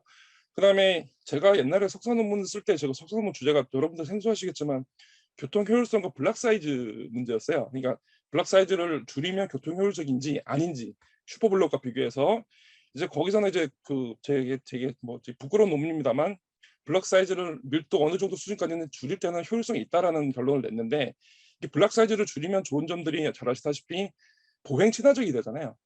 보행을 친화적이 되는 거고 근데 그거를 이제 강남에 적용하려고 보니 역시 이것도 슈퍼블록 문제를 뚫지 않고도 해결이 못 하겠더라고요. 이게 그거랑 같이 연결돼 있는 문제 같아요. 보행 친화적 도시를 만들어 나가는 그런 시스템에서 한번 같이 같이 고민해봐야 되는 문제가 아닌가 이런 문제가 듭니다. 그리고 아까 말씀드린 뭐 자전거 등록제 이것도 좋긴 하죠. 근데 등록제를 또 뭐 어디까지 해야 되는 건지 그죠? 뭐 되게 모든 자전거를 할 수는 없을 거 아닙니까? 그러면 또 뭐 시장 가격은 뭐 얼마 이상을 해야 되는 건지 이런 것도 문제가 있고 그리고 자전거에 대안도 굉장히 많은데 퍼스널 모빌리티 그거하고 자전거와의 어떤 이 원동기 장치로 있잖아요. 배터리를 달게 되면 그게 해결이 제대로 되어 있는지 잘 모르겠네요. 아직 해결이 안 된 걸로 알고 있고 뭐 네덜란드를 보시면 네덜란드는 자전거가 우선이잖아요. 보행자보다. 뭐 그렇게 완전 혁신적으로 바꾸든지. 그리고 지금 모범 사례로 가져오신 그 네덜란드라든지 뭐 덴마크 이런 도시들은 잘 아시겠지만 덴마크는 아니겠죠. 평지잖아요. 완전 평지인 그런 지형이고 그리고 우리나라는 너무 좁은 시면적에 너무나 많은 인구가 살고 있는 게 문제인 것 같아요. 그러니까 예를 들어서 네덜란드라든지 독일 이런 게 자전거 도로 교통이 높은 지역들을 보면 이게 흔히 또 바꿔서 얘기하면 그 동네들은 지역균형 발전이 잘 돼 있는 나라들. 근데 지역균형 발전이 왜 잘 돼 있냐? 이거 제 생각입니다만 걔네들은 원래 지역색이 강한 나라들이에요. 그러니까 독일도 통일된 지 얼마 안 됐잖아요. 네덜란드 독립을 됐지만 이게 작은 나라로 분할돼 있어서 지역색이 굉장히 강하고 대도시라고 해봤자 프랑크푸르트가 저기 독일의 대도시인데 인구 100만 정도밖에 안 되지 않습니까? 그런 것과 다른 출발선상에 있는데 그들의 사례를 가지고 이게 들어오는 게 과연 맞는 건지 그런 문제도 한번 좀 고민을 해봐야 되지 않을까 그런 생각을 해봤습니다. 뭐 요 정도 하면 될 것 같은데요. 너무나 많은 걸 준비 잘해 주셔서 제가 별로 할 말이 없습니다. 네, 이상입니다. 네, 고맙습니다, 이 교수님. 그러면 저 수석 부회장님이신 박태원 교수님께 한 말씀 토론 부탁드리겠습니다. 마이크가 꺼져 있는 것 같습니다, 교수님. 네, 들리십니까? 네, 잘 들립니다. 네. 네, 오늘 공동 발제인데 우리 송기왕 대표님께서 매우 적절하게 잘 발표해 주셔서 저는 약간의 이제 보완적인 이야기를 좀 해보도록 하겠습니다. 일단 자전거의 가치가 원래 없었던 건 아니죠. 다만 상대적 가치가 최근 들어서 급부상했다는 겁니다. 저는 그게 일단 지금 상황에서 제일 좋은 이슈 중에 하나라고 생각해요. 일단 팬데믹이 되면서 사람들이 오프라인 공간에 대한 부분의 제한성 때문에 그걸 좀 극복하는, 그러면서도 혼자 할 수 있는, 여럿이 모여만 할 수 있는 것이 아닌 독립적인 무브먼트가 가능한 게 뭐냐. 그 자전거에 대한 그 부분이 일단 거기서 떠오른 것 같고요. 그것이 저는 재발견의 첫 단추인 것 같습니다. 두 번째는 팬데믹 때문에 생활권에 대한 재발견을 한 것 같습니다. 그 생활권이라고 하는 게 뭐냐면 동네죠, 결국. 그동안 계속 중심 상업지나 이렇게 가야만 되던 것이 아니라 자기네 동네를 돌아다니면서 슬리퍼를 신고 약간 편안하게 역사권을 누리는 것처럼 말입니다. 자, 그러니까 이게 결국 자전거는 이제 보행과 공존이 이제 가능한 그런 교통수단이 된 거고요. 저는 그것이 아마 자전거 가치에 대한 부분에서 상당히 이제 새로운 가치로 좀 부각되는 거로 보입니다. 그다음에 또 하나를 말씀드리면 이제 기후 변화의 현실화죠. 기후 변화가 저기 강 건너 불구경했는데 이게 이제 우리나라 특히 이번에 수도권 특히 서울 강남에 그것도 가장 비싸고 훌륭한 곳이라고 일컫는 곳에서 아주 치명적인 결과가 나왔습니다. 이게 자전거랑 무슨 상관이냐라고 말할 수도 있겠죠. 하지만 사실상 친환경에 대한 교통수단에 대한 필요성이 매우 강력해진 거고요. 전문가들은 아마 이 부분에서 현실적인 교통수단이나 모빌리티에 대한 부분까지도 연결되어 있다는 것에 대해서 굉장히 빠르게 체감했을 거라고 저는 생각합니다. 그리고 최근 도시계획에서 가장 핫한 주제 중에 하나가 N분 도시라고 해서 특히 15분 도시라는 말을 쓰면서 도시 공간 구조에 대한 재편이나 대응을 하자는 그런 기조가 굉장히 강해지고 있죠. 잘 듣다 보면 그 15분 도시의 어떤 핵심은 우리가 도달 가능한 그런 적정한 시간 내에 시설들이 다 있고 그걸 커뮤니티의 주체들이 보행이나 간편한 접근으로 가능하냐 이런 얘기예요. 그런데 보행은 제가 보기에는 아무리 평상 걸어봐야 하루에 직선 거리를 한 3km 이상 되면 조금 이제 거리감에 대한 걸 느끼기 시작하고 10km? 이거는 거의 힘든 이야기일 겁니다. 일상적으로. 그러니까 결국 보행 3에서 4km 정도, 이 정도의 어떤 환경에서 이루어지는 거고요. 자전거는 근데 10km 정도가 아주 강력하게 움직일 수가 있거든요. 그러면 앞서 발표한 것처럼 15분 도시의 이제 공간적 확산과 그리고 도달 가능한 거리, 일상적으로 이게 더 비약적으로 형성하게 됩니다. 물론 자동차로 움직이면 좋겠지만 15분 도시의 주된 교통수단이 자동차로 된다. 이건 굉장히 모순적인 부분이 가능하기 때문에 그래서 자동차와 유일하게 경쟁할 수 있는 무탄소 이동수단으로의 자전거가 굉장히 중요해진 거죠. 그리고 이제 공간에 대한 소요가 매우 작아서 뭐 도로나 주차 공간에 대한 부분, 뭐 사망에 대한 사망률이 현저히 떨어지는 것들, 탄소 배출을 전혀 안 한다는 것과 고유가 같은 그런 변수들이 생기지 않는다라는 것 때문에 저는 15분 도시에서 자전거 도시가 갖는 자전거의 가치가 매우 중요해지는 거죠. 게다가 킥보드라고 하는 그 PM이 있었어요. PM. 퍼스널 모빌리티. 요즘에 킥보드 생산 거의 잘 안 합니다, 이제. 뭐로 바뀌었냐면 전기 자전거의 형태로 이제 매우 빠르게 변화하고 있어요. 그래서 저는 15분 도시의 어떤 모빌리티에 대한 부분 중에 전기와 관련된 부분, 특히 전기 자전거라는 것이 더 친화적으로 나타나면서 자전거가 못 가진 확장성을 이제 더 넓게 가져갈 거라고 보여지고 전기 자전거가 스마트한 어떤 디바이스랑 굉장히 친밀하거든요. 이게 스마트 시티에 대한 여러 가지 정보와 IoT적 속성을 더 확장시키면서 15분 도시에 대한 부분의 어떤 손에 잡히는 입체화 이런 것들을 더 만들어 줄 수 있다고 생각합니다. 다음은 좀 이제 문화적인 부분이라고 저는 좀 볼 수 있겠는데 자전거는 이동만 하는 건 아닌 것 같아요. 뭐냐면 눈으로 동네를 구석구석 볼 수 있는 약간의 속도감이 있어요. 이게 뭐냐면 자동차는 절대 다른 데를 보기가 어렵습니다. 운전하면서. 상당히 고정적이죠. 근데 자전거는 입체적 장소성에 대한 부분에 호흡이 가능해요. 체감도 되고. 그러니까 여가 문화적인 부분에 동력이 될 가능성이 높아요. 저는 그래서 이 부분이 다양한 상권이나 지역의 어떤 문화적 가치들을 좀 체감시키는 도구로 충분히 활용 가능하기 때문에 동네뿐만 아니라 중소도시가 갖고 있는 로컬 자원을 충분히 즐길 수 있도록 해주는 수단이 될 것이다라고 보고 있고, 그것이 또 이루어지고 있는 것으로 보입니다.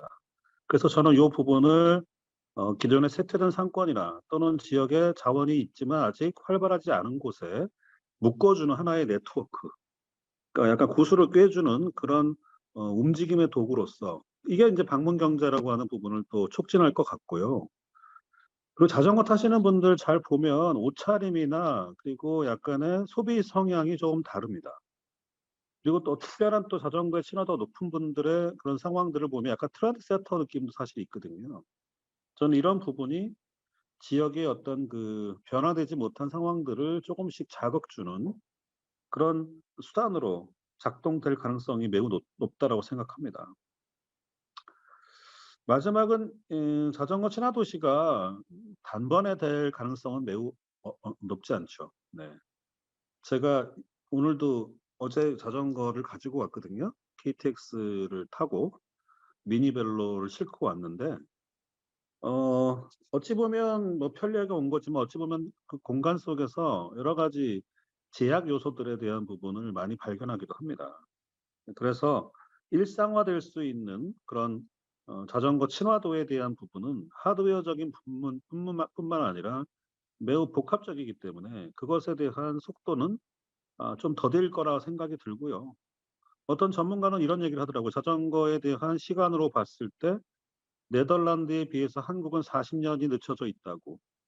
그래서 그 기간을 좀 단축시킬 수 있도록 해주는 대안들이 이제 필요할 거라고 보여지고, 아까 말씀 나눈 것 중에 자전거 전용과 관련된 부분, 겸용과 관련된 부분, 그리고 도시 내에 대한 부분과 지역 간에 대한 부분을 잘 나누면 이제 해야 할 자전거의 유형과 그리고 특징 같은 것들이 나타날 것 같고요. 그리고 보행하고의 관계를 충돌로 볼 거냐 아니면 어떤 협력적 관계로 볼 거냐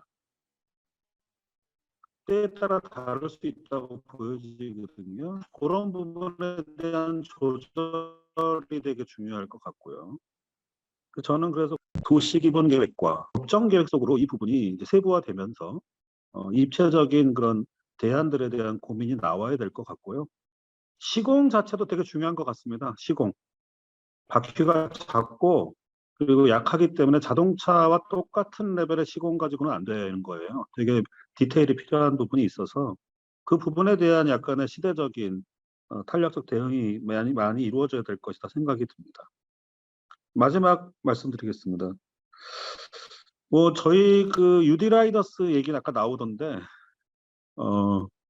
도시 설계 차원에서 그 바라봐야 될 것 같아요.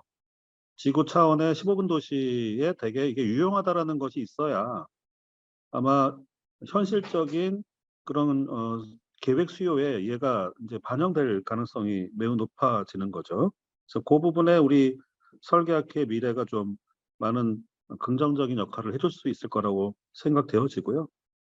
자전거 친화 도시는 제가 보기에는 보행, 뭐 탄소, 기후, 뭐 건강 이런 것들을 다 포괄하기 때문에 앞으로 더 많은 분야에서 협업적인 관계로 더 많은 세미나들이 이루어지고 또 실제 실행 프로젝트나 또는 그런 사업들이 이루어져야만 이렇게 해결될 수 있는 부분이 아닌가 생각되어집니다. 그래서 오늘 발제해 주신 그 내용과 토론해 주신 내용들을 잘 보아서 다시 정리하는 시간을 갖도록 하겠습니다.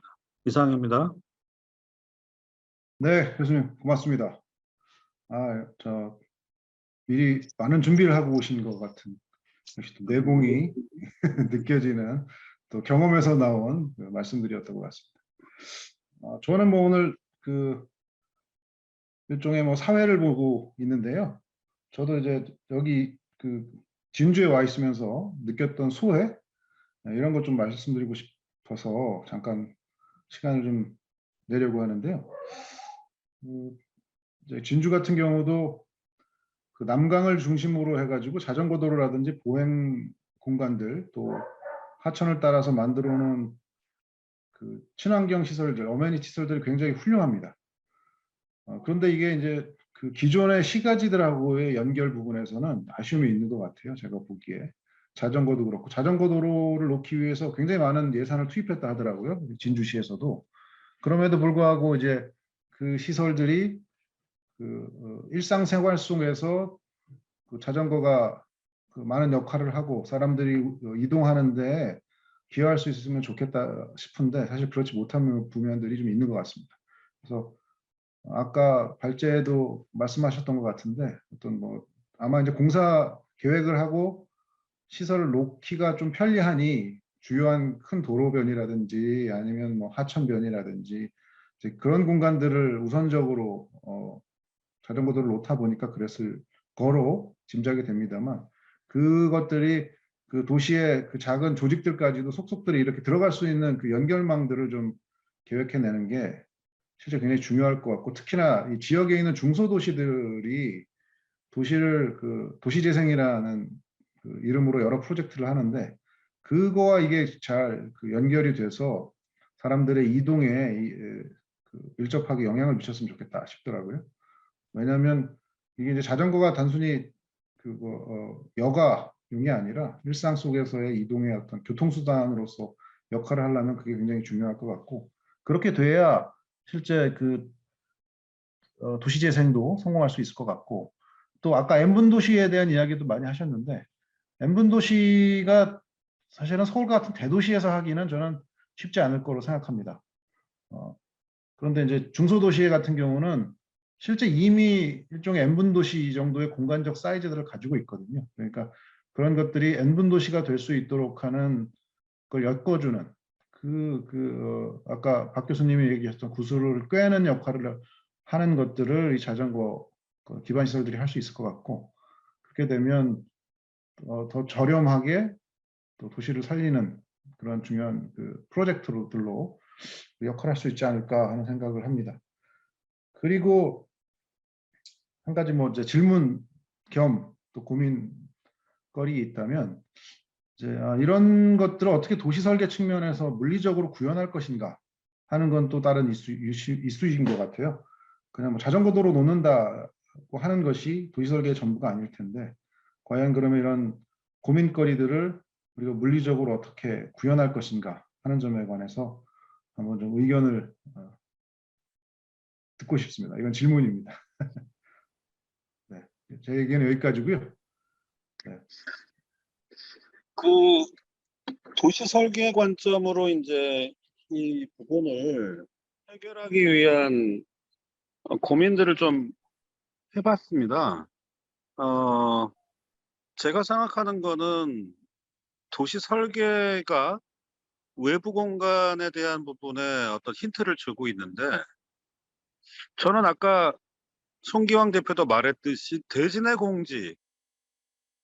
공지 부분에 좀 더 자전거에 대한 배려를 해줄 수 있는 서브 공간을 환경 디자인 관점으로 잘 풀어서 공간적으로 좀 할 수 있는 뉴욕이 그 부분을 상당히 잘 해놨더라고요. 비가 와도 젖지 않고 그리고 누가 봐도 너무 흉물스럽지 않은 환경 디자인 걸 통해서 약간의 공간적인 주차를 확보하는 부분 하나와 두 번째는 자전거에 대한 어떤 그 휴대와 그리고 움직임이 거의 배려되지 않고 그냥 메인 엔트런스로만 접근하는 것을 수많은 그 경비원 이런 분들이 통제합니다. 이게 부적절한 어떤 흐름이라고 볼 수도 있는 거죠. 거기에 약간 동의하는 바도 있어요. 그래서 좀 더 공간에 진입을 할 수 있는 좀 더 엘리 같은 것들이 필요할 것 같고 그리고 저층부에는 제가 김포도시 건축위원회에서 많이 권유하는데 샤워 시설에 대한 부분이 꼭 자전거만을 필요로 하는 것은 아닙니다. 일을 하시는 분들 또는 뭐 업무하시는 분들이 자신의 어떤 그 위생적인 측면이나 또는 리프레시를 위해서 할 수 있는 공간이 있어야 된다고 보거든요. 그래서 그 부분이 연결된다면 좀 더 현실적인 그 교통으로 출퇴근의 교통으로 자전거를 선택할 수 있는 가능성이 높아질 거라는 거죠. 저는 그 부분이 도시 설계 관점에서 좀 필요할 것 같고, 두 번째는 공동주택 설계입니다. 공동주택 설계에 대한 부분을 보면 외부 공간과 내부 공간이 있는데요. 거기에 자전거에 대한 배려는 거의 없습니다. 그러다 보니 여러분들 아마 많이 보실 텐데 엘리베이터가 있는 공유 공간에 자전거를 거의 다 쌓아 놓습니다. 그게 이웃 간의 어떤 그 분쟁이 되기도 하고요. 그리고 외부 공간 보시면 비에 다 젖습니다. 그러다 보니 그냥 묵가지 사 가지고 신문 보면 주는 그런 자전거들이 거의 녹슨 상태로 방치되어 있는 그런 쓰레기장 같이 되어 있습니다. 저는 이 부분을 좀 더 현실적인 공간으로 바꿔줄 수 있는 설계를 해준다면, 저는 약간 라이프 스타일형 주거에 대한 수요가 있는 상황에서 특히 청년주택 같은 경우 역세권을 중심으로 해서 대학가가 연결되어 있는 곳 같은 경우에는 이러한 공간 설계가 자전거 배려를 많이 해준다면 저는 상당히 그게 현실적인 도시교통을 위한 도시설계적인 대응이 일어나는 것이 아닐까, 이런 생각이 들고요. 그리고 세 번째는 지식산업단지라든가 이렇게 약간 더 창조 계급들이 좀 많이 모이는 공간은 좀 더 혁신적인 공간 디자인을 해줘도 그 트렌드 세터들이 충분히 받아낼 수 있을 겁니다. 소화해낼 수 있을 거라고 보여집니다. 예를 들면 뭐 독일의 유리프 캠퍼스 같은 베를린 공대 이런 특화된 어떤 혁신지구 같은 경우는 이러한 부분이 아주 상당히 발달되어 있거든요. 저는 그런 부분이 일상적 공간을 약간 선도해 나가고 그리고 시범 어떤 성격 같이 그런 촉매적 역할을 할 수 있을 것이라고 보여집니다. 뭐 창동상계 문화산업단지도 지금 들어오고 있는데 그런 곳도 저는 아주 적절한 곳이라고 보여지는 거죠. 그래서 도시 설계는 결국 그 도시 내 커뮤니티 레벨에서 지역 간보다는 커뮤니티 안에서의 어떤 내부 교통으로 일단 도시 설계가 많은 걸 책임지고 나면 좀 더 지역 간에 대한 부분이나 이런 것은 조금 다른 레벨, 뭐 도시나 지역계획 차원에서도 충분히 얘기할 수 있는 부분이 아닐까. 일단 저는 그렇게 생각합니다. 여기까지 말씀드렸습니다. 네, 고맙습니다. 저 혹시 여기 이제 오늘 그 참여해 주신 분들 가운데 뭐 궁금한 질문이 있으시다거나 아니면 뭐 코멘트가 있으시다거나 하시는 분들은 카메라를 꼭 켜지는 않으셔도 마이크만 켜시고 말씀해 주시면 또 뭐 적절하게 대답해 드릴 수 있을 것 같습니다.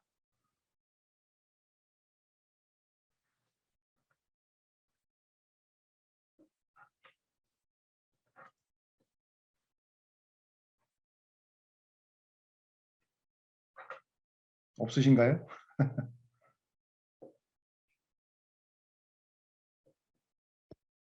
그 다른 분 질문하시기 전에 네, 아까 그 이훈 교수님 토론하신 거에 대한 제가 반론 하나 드리려고 해요.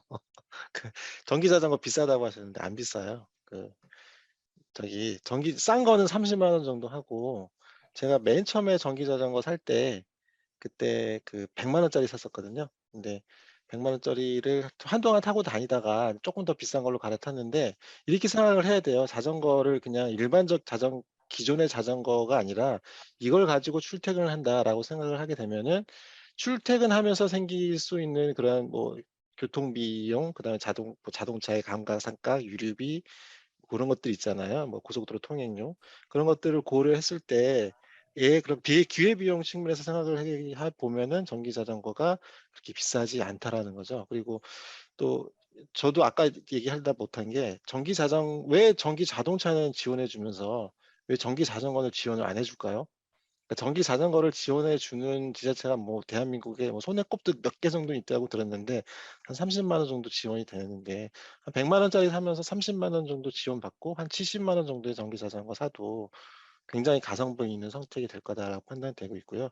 그리고 또 아까 그 조준혁 교수님 말씀해 주신 것 중에 이제는 우리나라의 그런 도시 환경에서 자전거 도로에 대한 인프라 개선을 하기 위해서 뭐가 좀 필요한지 박태환 교수님 말씀하신 거에 좀 덧들여서 제 생각을 좀 길을 다니다가 느낀 거를 말씀드리면은 그 자전거 우선 도로라는 게 있어요. 그러니까 일반 차도예요, 차도. 그러니까 편도 예를 들면 저쪽 한강대교는 그러니까 저쪽 그 한강대교를 지나서 서울역까지 가게 되는 거기는 다 자전거 우선 도로라고 돼 있는데 편도 3차선 도로에 맨 마지막 차선을 그냥 바닥에다가 자전거 우선 도로라고 그냥 표시한 것뿐이에요. 근데 거기에 자전거가 다니면 차는 계속 이제 자전거 우선 도로라는 거를 보고 가니까 글로 자전거가 다니면 자동차들이 다 알아서 비켜 다니거든요.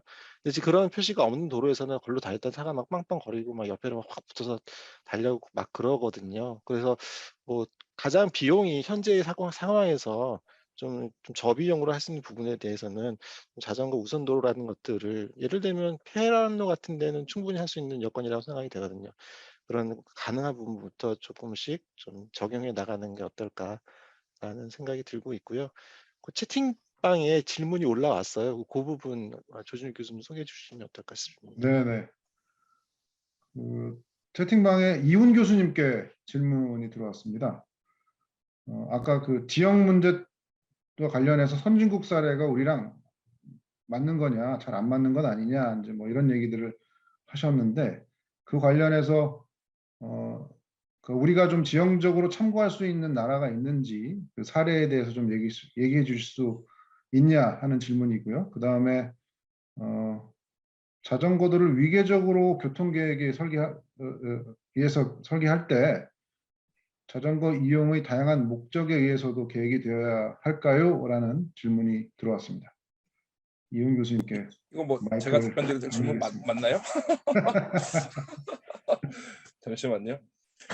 지형 문제를 말씀드린 거는 글쎄요, 우리나라 같은 지형을 갖추고 이렇게 밀도를 높게 쓰는 나라가 없죠. 없고 그 나라가 또 이게 뭐 자전거 도로 잘 돼 있냐 그것까지 제가 알고 있는 영역의 범위를 넘어서는 것 같아요. 근데 제가 드리고 싶은 말씀은 뭐 이게 단순하게 들어올 수 있는 문제가 아니라는 그런 말을 드리고 싶었던 건데, 예를 들어서 저기 우리가 산악 지형이 많은 나라 하면 우리나라 바로 옆 동네가 일본이잖아요. 일본인데 일본은 산지가 80%예요. 우리나라는 70%라고. 일본 산지가 80%인데 거기는 왜 우리나라보다 자전거를 많이 타느냐. 일본이 우리나라보다 자전거를 많이 타는 건 맞거든요. 근데 왜 그러냐라는 걸 말씀을 드리면, 도쿄의 그 영역이, 여러분 일본 역사를 보시면 아시겠지만 도쿄가 원래 그 홍순하고 진흙밭이었던 땅을 도쿠가와 이에야스라는 사람이 간척사업을 해서, 간척사업 아니죠, 지형을 바꿔가지고 물길을 돌려서 평지로 만든 곳이에요. 그러니까 평지 크기가 우리나라 경기도만 해요. 도쿄를 가보시면 이게 산이 별로 없어요. 예. 그런 나라하고 우리나라를 직접 비교할 수 있을까라는 그런 차원에서 제가 드리는 말씀이었던 거죠. 우리나라는 서울시가 원래는 사대문 안에 있었는데 강남을 개발했다고 하지만 강남도 언덕이 많잖아요. 이거 언덕 지형을 극복 못한 상태로 개발을 했기 때문에 그런 자전거 도입이 과연 맞는 건지, 뭐 그런 차원에서 말씀을 드린 거고요. 위계적으로 교통계획이 설계할 때 다양한 이용 목적에 대해서 계획이 돼야 할 것. 저도 그렇게 돼야 된다고 하는데 이건 현실적으로는 근데 당장은 안 될 거라고 보고요. 그럼 저는 이런 게 좀 있었으면 좋겠다는 차원에서 말씀을 드린 거예요. 그리고 또 이런 얘기를 하면 이 자전거가 이제 주가 되면 혹시나 노파심에 드는 마음이, 우리나라 지금 상권이라는 게 결국에는 보도 위주로 슈퍼블록의 그 이면 강남대로를 생각해봐도 슈퍼블록에 면하는 대로변 위주로 상가가 발달돼 있잖아요. 근데 이제 이걸 바꿀 경우에는 그 상권의 어떤 변화 문제 뭐 이런 것도 좀 같이 고민해봐야 되지 않나, 이런 거는 생각은 있어요. 근데 그리고 모든 목적을 달성할 수는 없겠지만 그 어쨌든 출퇴근이라는 그런 목적, 그다음에 뭐 여가 이런 걸 되더라도 다양한 목적에 의해서 계획이 돼야 되는 건 맞다고 봐요. 근데 이건 현실적으로는 당장은 불가능하다고 말씀을 드리고 싶습니다. 답변이 잘 안 된 것 같긴 한데 어쨌든 요까지 말씀을 드릴게요. 제가 다 네. 말할 수 있는 부분은 아닌 것 같습니다. 네. 추가적인 답변 되겠습니까? 네. 네네. 박 교수님께 마이크. 그 평지에 대한 이야기, 지형에 대한 이야기는 매번 나오는 얘기거든요. 자전거 얘기할 때. 근데 답이 하나 있어요. 뭐냐면 자전거에 기아가 있죠, 기아. 기아가 왜 필요할까요? 평지면 기아가 없습니다. 그냥 픽시 자전거처럼 그냥 하나만 있으면 됩니다. 한두 개. 그래서 평지 위주의 나라에는 그냥 저단 기어만 있는 거죠. 근데 지금 우리나라에 통용되고 있는 자전거, 일본하고 마찬가지인데, 뭐 30단, 뭐 22단 이렇습니다. 오히려 어필이 더 좋다라는 그런 사람들도 있어요. 물론 이게 일상적인 교통에서는 이게 약간 통용되기 어려운 부분도 사실 있지만, 기아라고 하는 장치가 있기 때문에 나름대로의 구릉지에 대한 실질적인 동력을 확보할 수 있는 수단은 되어 있다라는 거예요. 그리고 그 기어 중에 제일 유명한 기어는 전 세계 시장의 거의 100%를 차지하고 있는 시마노라는 일본 회사입니다. 일본 회사. 아마 일본이 그런 지형에 대한 부분을 어떻게 극복할 것인가, 그 자전거를 확보해서 더 많이 활용하게 할 것인가에 대한 고민 속에 시마노의 어떤 그런 유명 회사가 나온 것은 아닌가라는 생각이 들고요. 그래서 약간 그런 지형에 대한 부분에 기어비를 맞춰서 움직이는 분명한 수단이 분명히 존재한다라는 말씀을 좀 드리고 싶고요. 그리고 위기에 대한 부분, 도시의 위기에 대한 부분과 자전거의 도로에 대한 부분의 연계는 매우 중요합니다. 실제로 네덜란드 같은 경우는 도시계획의 중심에 자전거가 서 있어요. 그래서 우리나라가 네덜란드의 모델을 전부 다 가져올 수는 없어요. 왜냐하면 우리나라는 자동차 위주의 나라이면서 자전거를 약간 병합하려고 하는 부분이기 때문에 주와 종이 좀 확실하게 다른 거죠. 그렇기 때문에 네덜란드 모델을 그대로 가져올 수 없기 때문에 저는 약간의 보조적인 부분, 그리고 스페셜 에어리어가 생겼을 때 지구 차원에서 그 부분을 좀 완화해주는 계획과 설계 유연성이 그래서 필요하다는 말을 드린 거예요. 그리고 다분 아까 전에 우리 조준혁 교수님이 한 것 중에 정말 뼈를 때리는 말이 있는데요. 중소도시일수록 자전거 친화도의 실현성은 매우 높아집니다. 그래서 저는 우리나라에서 가장 자전거로 친화적인 도시가 만약에 더 생기게 된다면 도시적인 산업뿐만 아니라 도시의 아이덴티티로서의 가능성도 가질 거예요. 현실적으로 지금은 상주시가 제일 자전거 보유 대수와 활용도가 제일 높아요. 상주가. 하지만 그것이 어떤 문화적인 것까지는 아직 상주가 확보하지 못했기 때문에 상주시도 그러한 부분을 아마 고민을 해야 될 겁니다. 모빌리티로서의 어떤 수단으로의 선택을 제일 많이 받고 있는 건 상주가 맞고, 또 엄복동이나 이런 어떤 역사적 근대적인 그 근거도 상주시가 먼저 가지고 있어요. 하지만 그것이 이제 문화적인 부분이나 또는 어떤 상업적인 테마적인 부분을 활용할 수 있는 자원성에 대한 부분까지 갖는가에 대한 부분은 아직 답을 하지 못하고 있습니다. 그래서 아까 전에 도시적 위기에 대한 부분을 좀 확장시켜서 얘기하면 중소도시일수록 자전거에 대한 교통수단으로서의 대안이 현실적이 될 수 있다. 이건 좀 맞는 것 같고, 그러면 대도시는 어떨 거냐? 공간 구조를 쪼개서 구단이라든가 또는 권역별로 이 부분을 이제 대응할 수 있도록 해주는 이 부분이 아마 현실적인 그런 대안이 되지 않을까라는 생각을 말씀드려 봅니다. 이상입니다. 네, 박 교수님 고맙습니다. 어떻게 더 질문이 있으실까요? 편안하게 해주시면 되겠습니다. 질문을 준비하시는 사이에 또 뭐 김민재 교수님이나 송 대표님께서 하실 말씀이 더 있으시면 하셔도 되겠습니다. 뭐 한 15초 말씀드리면 네. 아까 지형에 대한 서울시 말고 우리나라 전체적으로 다 지형 때문에 자전거로 편하게 돌아다니기 힘들고 해서 굉장히 발전 많이 돼야 되는 것들이 아까 박태원 교수님 말씀하셨듯이 자전거의 기어예요, 기어. 네, 근데 저는 또 다른 측면에서 보면 전기 자전거가 확실한 대안이 되지 않을까. 제가 아까 말씀드렸듯이 지금 아까 그 유튜버 따라쟁이 너구리라는 유튜버인데 그 사람이 이제 스위스에 가가지고 이제 그 나라의 자전거를 보니 전부 다 전기 자전거더라. 생각해 보니까 스위스가 산악 지형이잖아요. 산악 지형이기 때문에 이제 그걸 극복하기 위해서 다른 데보다 훨씬 더 많이 전기 자전거의 보급이 많은가라는 생각이 들어요. 그래서 실질적으로 활용성에서 보게 되면은 전기 자전거도 많이 접근을, 아직까지는 인식 자체가 그래도 전기 자전거는 약간 반은 오토바이다라고 생각하시는 분들이 많은데 전기 자전거도 나름 힘듭니다.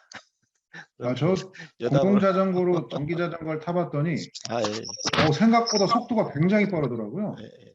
깜짝 맞습니다. 놀랐습니다. 그리고 그리고 네. 저기 좀 말씀을 보정드리면 기어가 있는 그러니까 전기 자동차 전기가 아닌 그냥 일반 자전거가 무용한 게 아니라 기어가 있는데 거기에 전기로 작동되는 거죠. 그러니까 전기 자전거에도 기어는 달려 있기 때문에 기어가 그런 부분을 이제 극복시켜주는 중요한 수단이 되는 거죠. 전기는 현실적인 근력의 힘을 줄여주고 땀을 덜 나게 해서 더 멀리 갈 수 있도록 해주는 거니까 그 두 개의 결합이 나타난 거라고 말씀을 드리고 싶네요. 네, 맞습니다. 그 사이에 그 질문이 들어왔는데요. 조은진 선생님께서 김민재 교수님께 질문을 드린다고 합니다. 자전거 도로나 공간에 대해 개선이 된다면 교통과 레저 어느 게 먼저일까요? 경로 선택에 대한 얘기 듣고 생각나서 질문 드립니다. 라는 질문을 해주셨습니다. 채팅방을 보시면 아마 이제 써 있는 걸 제가 답변해야 보실 되네. 수 있겠습니다. 네, 김민재 교수님께 질문한다고 콕 찍어서 여기 해주셨네요. 네. 글쎄요. 교통과 레저, 제가 있는 지역만 놓고 보면 경로가 좀 다른데도 불구하고 자전거 전용 도로는 좀 일방적으로 보급이 되고 있다는 게 제가 분석해서 나온 결과였어요. 그래서 실제로 김해 씨가 이제 타고 가야 서비스라는 공유 자전거 서비스를 했었는데, 그건 사실은 이제 관광 목적으로 좀 활용을 했었고요. 근데 실제로 이용하시는 분들은 통근 통행으로 많이 이용을 했더라고요. 경로를 분석을 해보니까. 그러다 보니까 기존에 이제 자전거 전용 도로와도 일치하지 않고 서비스 목적과도 일치를 하지 않았는데, 이제 향후에 해야 되면 뭐 통근 목적에 따라서 경로도 좀 바뀌어야 될 것 같고 자전거 도로에 대한 설계도 좀 바뀌어야 된다라는 생각들을 가지고 여러 가지 검토는 하고 있는 중입니다. 통행 목적에 따라 좀 달라질 것 같고요. 요거 관련해서는 제가 최근에 봤던 논문이 있으니까 제가 이 세션이 끝나기 전에 채팅창으로 올리도록 하겠습니다. 아마 한번 보시면 조금 이 경로 선택이라든지 아까 말씀드린 대로 연구에서는 지금 안전하고 시간 변수만 놓고 분석을 했는데 그래도 한번 보시면 도움이 될 것 같습니다. 예. 네. 그 질문이 충분히 됐는지 모르겠습니다만 논문 올려주신다고 하시니까 한번 참고로 보시고 또 개인적으로 또 연락하시면 또 좋은 그 답변 주시지 않을까 싶습니다. 또 다른 질문 있으실까요? 혹시 지금 시청하고 계신 분 중에 우리 최진애 박사님 계신 것 같은데 최진애 박사님도 한마디 질문 좀 해주시면 어떨까요? 질문 또는 의견을 한번 말씀해 주시죠. 네, 최진애 박사님, 박 교수님 추천이 있었습니다.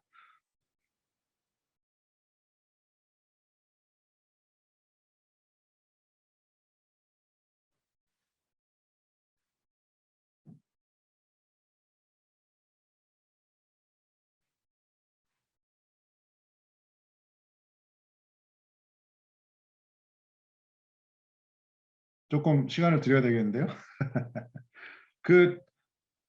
제가 이제 지금 얘기 발표를 들으면서 느낀 것 중에 하나가 그럼 LH가 만드는 소위 LH로 대표되는 우리나라가 만들어내는 신도시들은 근본적으로 자전거 친화 도시가 되기 어렵지 않나 하는 생각을 또 하게 됐습니다. 왜냐하면 주거를 공급하면 사실은 아까 이혼 교수님 말씀하신 것처럼 슈퍼블록 단위로 아파트 단지들을 뻥뻥뻥 만들기 때문에 사실 도로를 따라서 움직일 수밖에 없는 상황이고, 물론 이제 신도시를 만들다 보니까 거기에 이제 자전거 전용 도로라든지 이런 그 공간들을 할애하는 측면에서는 유리하긴 하지만 자전거를 실제 이용하는 입장에서 최단 거리로 빠르게 가고 싶어하는 그 교통 목적이라면 근본적으로 신도시가 좀 어렵지 않나 하는 생각도 들었는데 어떻게 생각하시는지. 의견이 궁금하네요. 이거 누가 대답하셔야 되지? 송 대표님 어떻게 생각하십니까? 근데 슈퍼블록 얘기니까 이훈 교수님 답변하시는 게 낫지 않을까 싶은데. 어, 아니 그 뭐라 그럴까? 이 슈퍼블록 문제는 그 원인은 뭐 다들 아시지 않습니까? 저기 우리나라의 그 교통 배치 도로의 기능별 위기에 뭐 도로 관련 지침이 있는데 간선도로는 1km, 보조간선 500m 뭐 이런 규정이 있거든요. 그거에 따라서 지금 30년간 신도시를 만들어 왔어요. 만들다 보니 그거를 깰 수 있는 뭐라 그럴까 패러다임이라고 해야 되나? 그게 없는 것 같아요. 깰 수가 없는 것 같고 그거를 이제 깨서 만들려면 교통 쪽 전문가분들이 이제 붙어서 얘기를 해주셔야 되는데 그분들은 또 여기에 또 관심이 없으세요. 전혀 관심이 없고 모르겠어요. 요즘은 이제 그게 하도가 되니까 뭐 저기 이산화탄소 배출 줄이기 위해서 이런 게 하도가 되니까 관심을 가질 수 있는데 그거를 바꾸기가 어려워서 뭐 LH 문제가 아니고요. 교통 쪽 문제입니다. 교통 쪽 문제. 그거를 극복하지 않는 이상 어렵죠. 예. 저는 그렇게 생각합니다. 그리고 질문이 네. 하나 떠올랐는데요. 예, 예. 그러게요. 예. 예.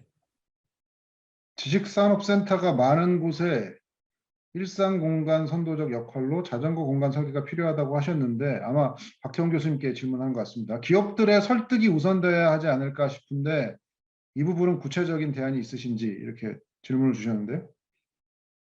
박태원 교수님께서 대답해 주셔야 될 것 같습니다. 앞으로 이제 도시 설계에서 플레이스 메이킹의 관점으로 자전거 친화 도시 설계의 어떤 유형이 만들어질 거예요. 그때 주거형, 산업형, 관광형 이런 것들이 아마 나타나게 될 거고 저는 산업이 왜 중요하다고 봤냐면 일자리의 그 워킹과 그리고 출퇴근이 일어나야 되는 그 부분이 나타나기 때문에 그리고 지식산업센터에 근무하는 사람들이 갖고 있는 약간의 계층적 특성이 좀 있습니다. 그게 뭐냐면 약간 트렌드 세터 느낌을 갖고 있고 약간 창의적인 것에 대한 어떤 관심이 많은 그런 창조 계급의 성격이 있거든요. 그래서 그들이 보이는 행태적 수요 같은 게 있어요. 행태적 수요. 그것이 좀 가장 그래도 주거보다는 더 진보적으로 선택될 가능성이 높고 그러한 그 경험이 독일이나 네덜란드의 사례에서 혁신지구 속에 나타나는 것을 봤을 때 저는 우리나라에도 충분히 통용될 수 있다라는 생각을 하게 된 거고 다만 우리나라의 지식산업센터가 사실상 부동산 상품으로 지금 거래되고 있는 그런 성격이 강하다 보니 제가 말한 신산업지구에 해당하는 지구 차원의 특화된 산업단지하고는 조금은 이제 차이가 있어요. 하지만 속성은 저는 비슷하다고 생각해요. 지식산업센터가 좀 많이 모여 있는 곳에 자전거 친화에 대한 부분을 잘 공간적으로 처리해 준다면 저는 이용자들이 짧은 거리에서 계속 그 활용된 교통을 쓸 수 있기 때문에 지역의 느낌을 좀 가는데 되게 도움이 될 것 같고요. 그러니까 일종의 약간 타운 매니지먼트적인 속성이 있어야겠죠. 아무래도. 그리고 아까 말한 지구 차원의 특성들을 반영해주는 설계 지침이나 이런 것들이 저층부에 잘 배열이 된다면 저는 건물주뿐만 아니라 그 사업주들도 되게 좋아할 수 있다고 생각합니다. 왜냐하면 근무하는 사람들이 갖고 있는 그 교통 주차 수요를 좀 줄여줄 수 있을 것 같고 그리고 궁극적으로는 효율이 높아지고 건강 같은 것들이 증진되는 그 부가적 효과가 있어요. 저는 그러한 부분을 무시할 수 없을 거라고 생각하고 또 자전거 갖고 있는 약간의 엔터테인 느낌이 있거든요. 자전거를 타면 좀 더 기분이 좋아지는 그런 심리적 효과에 대한 연구 논문이 많이 나옵니다. 그게 약간 호르몬하고 관련되어 있는데 저는 그런 부분이 워킹 속에서 이런 이동에 자전거 요소를 결합한다면 저는 상당한 어떤 재미가 있는 지식산업센터의 어떤 건조함을 좀 깰 것 같고, 그리고 그들이 만든 약간의 그런 동호회 같은 것들을 잘 상대해 줄 수 있는 상업 업종에 대한 분화도 일어날 거라고 보고, 또 그들을 위한 대리점이나 공방 형태의 자전거 전문점이 나타나서 트렌드 세터로서 그들의 어떤 어얼리 어답터의 어떤 소비 적성을 되게 잘 리드해 나갈 거라고 봐요. 그렇기 때문에 저는 이게 클러스터링 효과를 일으킬 거라고 보여지고요. 그래서 지식산업센터는 타 지역보다 자전거가 갖고 있는 선진적이고 진화적인 진보적인 그런 소비적 기호를 상당히 빠르게 수용해 나갈 것이다. 이렇게 확신하고 있습니다. 그래서 좀 그 부분을 한번 지켜보는 것이 어떨까라는 생각이 들고요. 이 정도면 직접적 답변은 아니겠지만 간접적인 그런 답변은 된 것 같습니다. 이상입니다. 네. 네, 고맙습니다. 박 교수님. 자, 또 질문 있으신가요?